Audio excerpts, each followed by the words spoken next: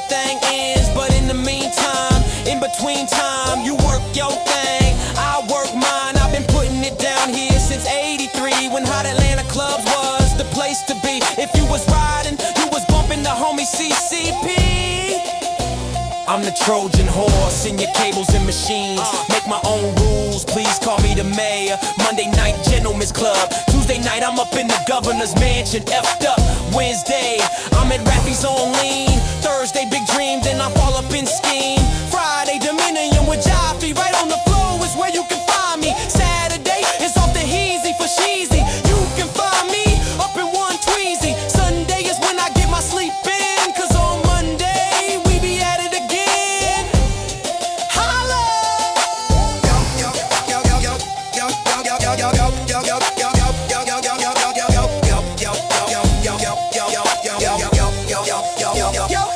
Welcome to CCP, where the players play, and we ride on ballots like every day. Big beats hit streets, see gangsters roaming, and counting don't stop till 8 in the morning. Welcome to CCP, where the players play, and we ride on voters like every day. Big beats hit streets, see gangsters roaming, and leaking don't stop till 8 in the morning. Welcome to CCP, where the players play, and we ride on ballots like every day. Big beats hit streets, see gangsters roaming, and counting don't stop till 8 in the morning. Welcome to CCP, where the players play, and we ride on voters like every day. Big beats hit streets, see gangsters roaming, and leaking don't stop till 8 in the morning.